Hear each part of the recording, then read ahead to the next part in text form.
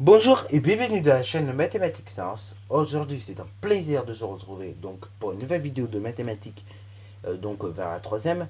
Donc là, ce sera une première partie parce que je vais vous faire une petite deuxième partie sur ce thème-là, sur le thème donc de la double distributivité. Alors là, donc on va parler de la double distributivité. Donc là, on va voir un petit peu, d'abord une démonstration de cette formule de la double distributivité. Puis après, on va voir dans cette vidéo toujours quelques petits exemples, on va dire basiques, d'applications. Dans une deuxième vidéo qui va sortir après, on verra également une découverte. On va découvrir ce qu'on appelle des identités remarquables. Donc là, toujours à partir de cette double distributivité, vous allez retrouver des identités remarquables qu'il faudra apprendre absolument donc en troisième. Alors donc là, je vous montrerai dans une prochaine vidéo qui s'intitulera toujours à double distributivité, hein, mais voilà, vous verrez qu'à partir de ça, on peut quand même finalement faire des choses intéressantes. Donc là, vous allez voir que au final, la double distributivité, c'est un truc qui paraît souvent très très très théorique. Et oui, c'est assez théorique au début, mais il faut s'y faire, c'est comme ça. En général, dans la vie toujours, ça ne sert pas beaucoup. Mais après, par exemple, si on a des augmentations, des choses comme ça peut servir tout de même, hein. Voilà, la double distributivité. Ok. Dans certaines situations de la vie, c'est vrai on peut être amené à utiliser la double distributivité. Mais généralement, on utilise plutôt la distributivité simple. Ok. C'est rare qu'on utilise la double distributivité. Alors là, on va partir d'un rectangle, ok, d'un rectangle ayant des longueurs différentes. Ayant un côté de longueur A plus B et à un côté donc un autre de longueur C plus D. Donc là déjà on va rappeler une chose, c'est que pour calculer l'aire d'un rectangle, donc A rectangle, il faut donc multiplier une longueur par une largeur. Jusque là vous êtes d'accord avec moi, donc longueur fois largeur. Jusque là on est tous d'accord avec moi. Donc pour calculer l'aire d'un rectangle, c'est la longueur fois la largeur.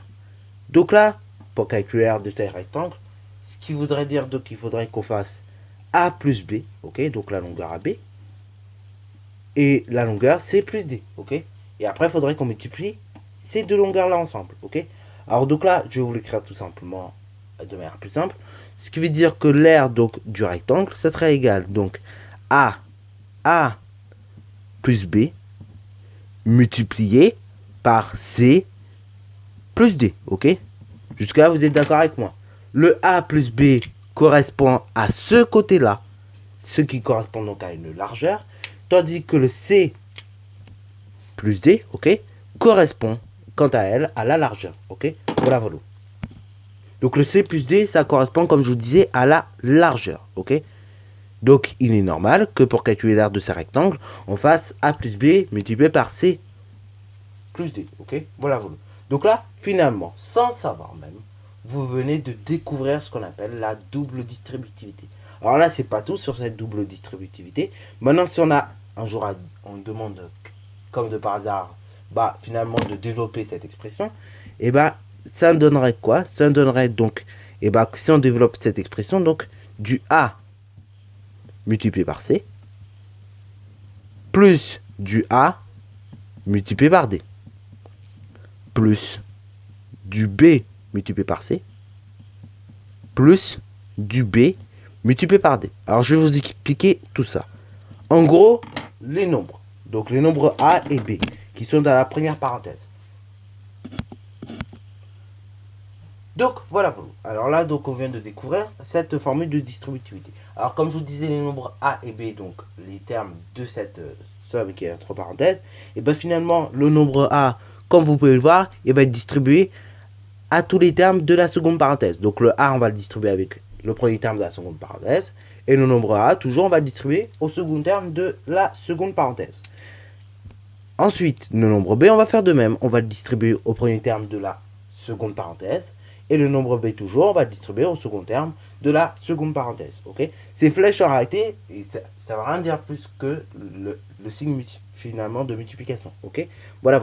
Donc là, finalement, quand vous avez une expression de ce genre-là, donc A plus B multiplié par C plus D, c'est égal donc à AC plus AD plus BC plus BD.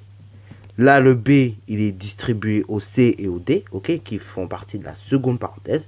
Et le A, pareil, il est distribué au C et au D de la seconde parenthèse, ok. Voilà. Donc là, également, on pourrait très bien étendre la formule, on pourrait très bien prendre un nombre D, enfin un nombre E qui irait sur la deuxième parenthèse, et on ferait de même, on distribuerait 3 fois la lettre, ok? Voilà, voilà, ainsi de suite. Hein. Et puis là, si pareil, on a 3 lettres à gauche, on distribuerait dans ce cas-là 3 fois la lettre, ok? Enfin, on aurait 3 distributions à faire, ok? Voilà, voilà. Donc là, voilà, voilà, ça c'est donc pour la formule. Donc, si vous avez conclusion, donc je vous mets la conclusion ici, la formule, donc si vous avez une expression A plus B, entre parenthèses, multiplié par C plus D, entre parenthèses toujours, c'est égal donc à AB plus AC. Donc là, du coup, quand je dis AB, c'est pas AB, pardon, c'est AC. Donc, du coup, quand vous avez un nombre A plus B, entre parenthèses, multiplié par un autre nombre, entre parenthèses, C plus D, et bien ça donne du AC plus AD, qui est égal à du BC plus BD. Voilà, là c'est la formule à apprendre par cœur. Je vous conseille, si vous êtes en quatrième et que vous le faites, de l'apprendre maintenant. C'est pas en troisième, il faudra se réveiller en disant « Oh, mais il faut que j'apprenne une formule de double distributivité, il est déjà trop tard. » En mathématiques, je vous dis, il y a trop de formules pour se mettre à les apprendre trop tard, ok? Donc, il vaut mieux commencer dès que vous les avez, vos formules. Comme ça, vous êtes sur le bon chemin. C'est comme quand vous allez en cours. Faut pas commencer à bosser le dernier jour, ça sert à rien, vous aurez trop de boulot. Par contre, si vous bossez petit à petit tous les jours, et vous allez avoir des sensations comme si vous n'avez pas de boulot. Moi qui le fais tous les jours, je bosse tous les jours quasiment, il y a des moments où j'ai pas de boulot justement. Alors bon, voilà, voilà, du coup je suis tranquille, tu vois. Donc voilà, voilà, il faut bosser régulièrement, et ce, depuis le début de l'année. Et si vous ne bossez pas correctement depuis le début de l'année, du coup vous faites mal les choses. Alors maintenant, on va voir 2 petits cas de développement et de réduction, mais avec la double distributivité. Alors, en quatrième du moins, si vous faites, ce sera rare qu'on vous demande de factoriser, c'est l'avantage de ça, c'est qu'on ne vous demandera pas factoriser avec ce genre de formule, puisqu'il en est bien trop compliqué de le faire.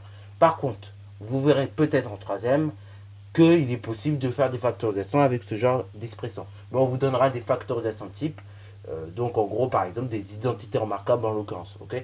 Ces identités remarquables, on n'en reparlera pas dans cette vidéo, mais on en reparlera dans une très prochaine vidéo qui s'intitulera Utiliser la distributivité, deuxième partie. Alors là, comme je vous l'ai dit, donc les flèches de distributivité, donc pour développer, elles servent à juste dire c'est démultiplier. Alors là, on a que des plus, donc ça va aller très vite. Mais pour l'expression B, par exemple, où on a des moins et des plus qui traînent, il faudra faire attention. Donc là, du coup, le x qui est en premier terme, donc de la première parenthèse, je vais distribuer au x qui est en premier terme, mais de la seconde parenthèse. Donc ce qui me donne donc du x fois x plus finalement du x multiplié par plus 7, donc x fois 7, plus, là je mets les flèches en dessous, du 4 multiplié par x, donc là le second terme de la première parenthèse, je distribue au premier terme de la seconde parenthèse, ok. Ensuite, le second terme de la première parenthèse, je vais distribuer au second de la deuxième. Donc là, du coup, ça me donne du 4 multiplié par 7. Alors là, vous avez remarqué, j'ai à peu près détaillé, sauf là où j'ai mis le 4x. Voilà, mais globalement, voilà.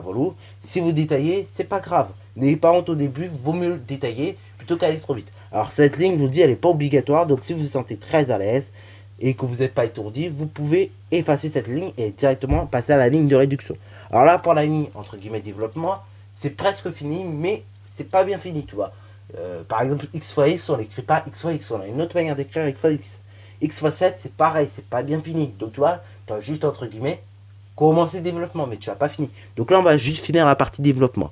Donc du coup, x fois x, ça s'écrit x carré, plus x fois 7, ça fait 7x. Hein, parce que là, on a une multiplication, on peut inverser donc les facteurs de la multiplication. Donc du coup, ça donne du 7 fois x. Et donc 7 fois x, 7x, tout simplement. Donc 7x, plus du 4 fois x, que j'ai très bien écrit tout à l'heure, 4x, plus 4 fois 7, 28. Là, pour la partie réduction, pour la partie développement, c'est bon. Maintenant, pour la partie réduction, c'est pas bon. Regardez, les 7x peuvent très bien se mélanger avec les 4x. Alors là, je prends également, par souci donc de précaution, je prends également le signe avec le nombre. Comme ça, au moins, je me prends pas la tête, tu vois, avec si c'est en plus, si c'est en moins, tu vois. Non, on se prend pas la tête, nous on prend le signe avec le nombre. Comme ça va plus vite. Là, on a que des plus, donc ça va encore plus vite. Donc, ce qui nous donne donc du x carré plus donc 7x. Donc, j'ai 7x et j'en gagne encore 4x. Ça me fait en tout 11x. Donc, x carré plus 11x plus 28. Là, je rappelle, les x carrés et les x ne se mélangent pas. Quand on réduit, on cherche à mettre des termes par familier. Donc, les x avec les x carré avec les x carré, les xy avec les xy, ainsi de suite. Bon, donc là, on obtient que a est égal à x carré plus 11x plus 28, ok. Et là, bah, par exemple, si on vous demande de faire le calcul pour x égale 2, et bah, il est beaucoup plus préférable d'utiliser cette formule-là plutôt que cette formule-là. Alors, cette formule-là, on aurait pu très bien l'appliquer pour x égale 2, comme je vous dis.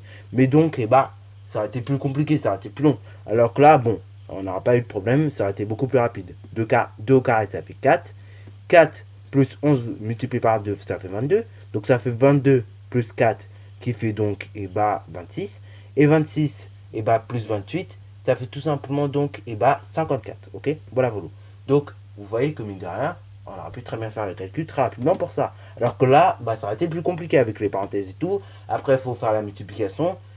Ça peut être très vite très compliqué. Et puis pour celui qui ne se rappelle plus forcément de la priorité des parenthèses sur les multiplications, ça peut être aussi compliqué pour lui. Bon, voyons donc un second cas.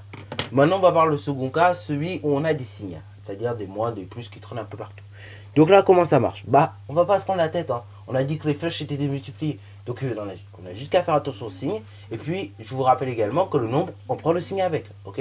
Genre, moins 6, on le prend moins 6 avec. Ok. On n'écrit pas moins, donc le moins de soustraction, et 6 derrière. Non, non, non. On prend le moins avec le 6. Ok. Donc là, le x, je vais le distribuer au premier et second terme de la seconde parenthèse. Donc ça me donne du x fois x. Donc là, plus par plus, ça donne plus. Donc ça donne x fois x. Plus. Bah plus quoi? Bah plus du x multiplié par plus 12. Donc là, du plus avec du plus, ça donne du plus. Donc ça me donne x fois 12. Là, attention, vous avez un moins par plus. Donc ça donne moins. Donc là, ça vous donne moins 6 multiplié par x. Après, vous avez un moins avec un plus. Donc là, ça donne toujours moins. Donc ça fait du moins 6 multiplié par plus 12. Ok. Donc en gros, multiplié par 12. Donc ça fait moins 6 multiplié par 12. Ok. Voilà. Alors là, pareil, si vous pouvez mettre plus, vous mettez plus. Mais dans ce cas, vous n'oubliez pas le moins et vous n'oubliez pas les parenthèses. Alors c'est pour ça que j'ai directement pris la règle des signes. Voilà, voilà. Donc là, pareil, et bah, comme je vous disais, si vous voulez mettre absolument des plus partout, faudra mettre des petites parenthèses. Et là, bon, moi perso, je sais pas vous, mais dans la vidéo sur le développement, quand j'ai mis les parenthèses, je sais pas vous non plus, mais ça a été très vite, comment dire, une vraie histoire de perte, quoi. On se perd très vite en mettant les doubles parenthèses et tout. Donc, perso, moi, je préfère ne pas mettre les parenthèses et plutôt faire attention au signe dès le départ. Alors là, pareil, cette étape, elle n'est pas obligée d'être écrite. Et encore une fois, quand vous avez fait ça, vous n'avez pas fini le développement. Vous avez juste commencé. Donc là, cette étape n'est pas obligatoire. Par contre, ce qui va suivre est obligatoire. Ok. Donc là, si vous voulez être très à l'aise et tout, et que vous n'êtes pas étourdi, faites-le pas. Enfin, vous pouvez ne pas le faire. Alors là, même des élèves qui sont très bons, je vous dis, ils peuvent se tromper. Dans ce cas-là, n'ayez pas honte de le faire. Marquez l'étape. Surtout au début, on a du mal, quoi. Après, oui, si vous êtes habitué à réduire tout ça, oui, d'accord. Mais sinon, marquez quand même l'étape. Toujours intéressant. Donc là, ce qui vous donne donc b qui est égal à x fois x, x carré, plus x fois 12, donc ce qui fait du 12 multiplié par x, 12x. Moins, donc 6 fois x, 6x. Moins 6 fois 12, 6 fois 12, 72. Alors là, pour la partie développement, c'est fait. Mais maintenant, pour la partie réduction, on voit que plus 12x peut aller avec moins 6x. Bah oui, on rappelle les x avec les x carrés avec les x carrés, ainsi de suite. On peut réduire là l'expression. Donc là, du coup, ce qui nous donne x au carré, plus, bah plus quoi? Là, j'ai gagné 12x, mais j'en ai perdu 6. Donc il me reste au total 6x. Puis ensuite, 6x moins 72. Alors là, généralement, quand vous verrez plus tard ce qui concerne les polymonies du second degré, des choses comme ça, et bah, donc c'est au lycée, généralement qu'on voit ça, Et bah là, vous avez finalement les x carrés, hein, donc les termes en x carré. Après, vous avez les termes en x qui sont écrits, et puis les nombres derrière, ok. Donc là, vous avez les termes en x carré, donc les termes en puissance 2. Après, vous avez les termes en puissance 1, hein, les termes en x, et après, vous avez les nombres qui finalement sont en puissance 0, ok. Voilà, vous faites vos puissance 0. Donc là, vous verrez ça plutôt quand vous serez au lycée, vous dites, quand vous ferez les polymonies ou des choses comme ça, du second degré. Mais donc là, bon, ça, on dit que c'est écrit dans l'ordre, quoi. C'est écrit dans l'ordre, finalement, des polynômes, quoi. C'est-à-dire, vous avez des x carrés au début, hein, donc ça représente des puissances 2. Après, vous avez des x normaux, donc ça représente puissance 1. Et après, vous avez les nombres qui représentent puissance 0. Alors ça, je vous dis, si vous savez pas ça, c'est pas grave, hein. En général, bon, au collège, si vous écrivez un x carré au milieu ou bien à la fin, on s'en fiche. Mais je dis, c'est aussi bien de l'écrire normalement comme ceci, ok. Si vous l'écrivez comme ceci, c'est bien, voilà, soit par chance, soit parce que vous savez comment ça s'écrit. Mais bon, voilà, voilà. Si vous ne l'écrivez pas comme ça, c'est pas grave, hein. On vous en voudra pas non plus pour ça.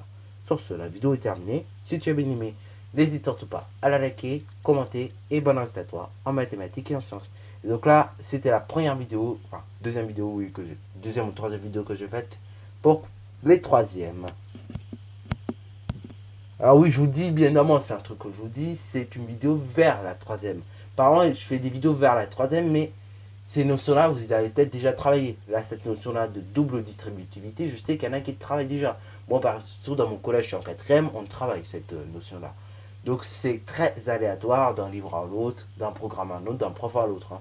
Maintenant, on est plus dans une logique de cycle, hein. On n'est plus comme avant dans une logique d'année par année.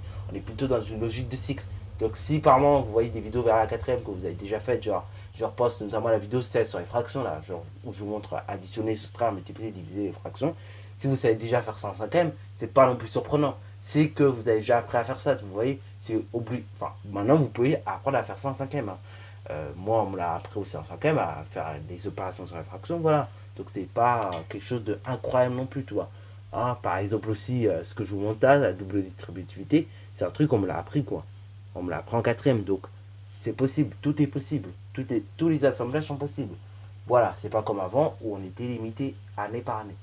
Sur ce qui permet d'ailleurs, je vous dis, de ne pas avoir, entre guillemets, cette angoisse vécue par les profs, mince, j'ai pas fini mon programme. Parce que finalement, il n'y a pas d'histoire de j'ai pas fini le programme à cause de ça. Parce que c'est une logique de cycle. Et en plus, pardon, en troisième, il y a des choses qui sont revues. Donc voilà, voilà. Et puis en troisième, je vous dis, on est obligé de finir les programmes pour vous, pour le brevet. Sur ce, la vidéo est terminée.